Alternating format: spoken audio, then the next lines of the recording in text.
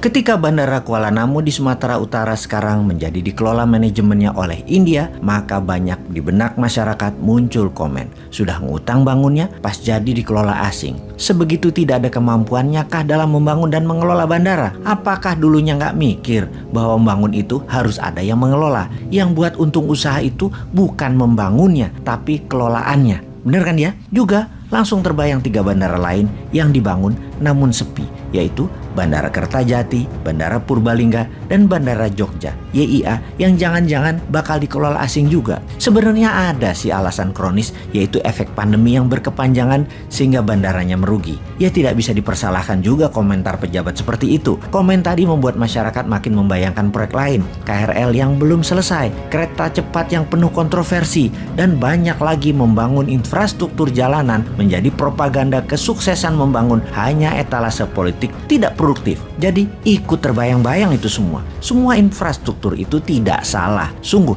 membangun itu tidak pernah salah. Semua itu ada manfaatnya. Sungguh. Namun, ketika hasilnya tidak maksimal, tidak ada yang mengelola dan memberatkan, baik secara bisnis karena lama balik investasinya, juga berat karena beban hutang cara membangunnya, maka kita harus menemukan solusi. Walau agak ngocol memberikan solusinya, bikin kuping panas, namun tetap kita harus memberi solusi. Sungguh, kalau kita detailkan, kita New Mind ini sangat mendukung pembangunan infrastruktur. Yang membedakan dari sisi pandang New Mind adalah membangunnya kaum New Mind adalah caranya yang berbeda dengan Old Mind. Bukan tujuan yang berbeda, sama tujuannya. Sekali lagi, caranya. Cara berhutang, pakai teknologi asing, pakai uang asing, pakai orang asing, bahan procurementnya asing, itulah yang dikritik New Mind. Kita ingatkan sekali lagi, biar lebih paham. Membangun infrastruktur tidak salah. Yang salah itu kok bisa-bisanya dibohongi oleh pejabat di lingkungannya dengan mengatakan bahwa membangun infrastruktur itu wajib,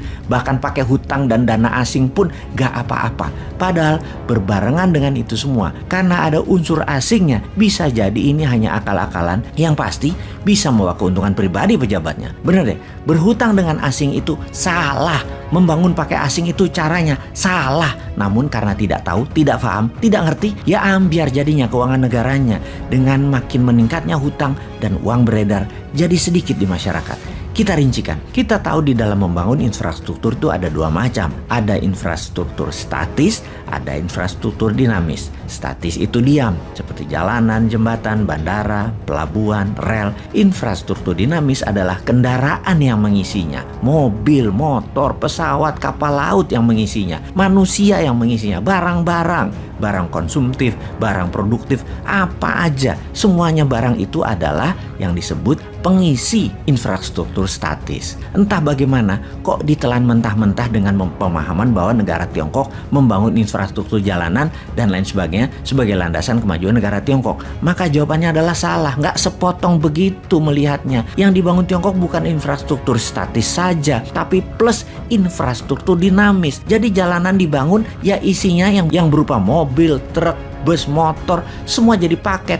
dimodali, dibuat, diproduksi dalam negeri juga berbarengan, bahkan isi truknya, isi busnya jadi satu paket juga, yaitu manusia dan barang produksi dan barang kebutuhan pokok yang semuanya merupakan produk dalam negeri untuk memenuhi kebutuhan domestik dan ekspor. Pendanaannya bukan hanya infrastruktur statis, tapi juga dinamis berserta isinya. Itu kuncinya. Maka kalau tidak sepaket pasti ambiar, dan terbukti sekarang BUMN karya-karya yang membangun jalanan ambiar semua. Kontraktor dan subkontraktor punya piutang tagihan tak terbayar di proyek-proyek tersebut. Karena IRR returnnya hanya dari infrastruktur statis yang gak bakal balik modal lama. Apalagi hanya mengandalkan isi kendaraan kebutuhan pribadi, bukan produktif serta komersial yang hanya ngabis-ngabisin bensin, oli, dan makin banyak impor lah kalau kayak gitu. Bukti lain lagi, kita ini niru Tiongkok hanya bungkusnya disertai ketidakfahaman bernegara pejabatnya. Jadi kasihan dan malu banget kalau dikupas kayak begini.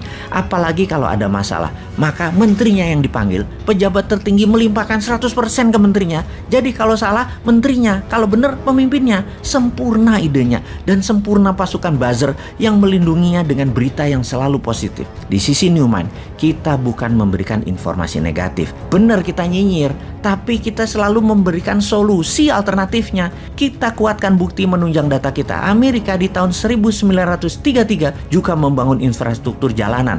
Namun tujuannya adalah demi industri mobil dan industri gasolin meningkat kebutuhannya.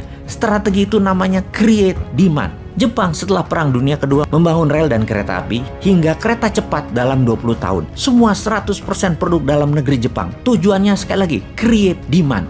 Juga Tiongkok di tahun 90-an hingga 40 tahunan sampai saat ini juga membangun infrastruktur dinamis dan statis. Juga untuk satu hal, create demand. Sementara kalau hanya infrastruktur statis yang dibangun, itu bukan create demand, tapi create supply. Yang punya demand, yang punya kebutuhan siapa? Ya pabrik Tiongkok yang perlu. Mereka memastikan bahwa produknya bisa sampai ke ujung desa-desa di seluruh wilayah. Yang tidak paham mengelola ekonomi dan membangun infrastruktur statisnya manut. Yang sesungguhnya create demand produk Tiongkok dengan disediakan infrastruktur statis di provinsi-provinsi lain di luar mainland Tiongkok. Sahabat, mudah-mudahan pada nggak paham ya dengan informasi kali ini. Teruslah rebahan, teruslah menjadi masalah dan beban APBN, dan teruslah mengeluh.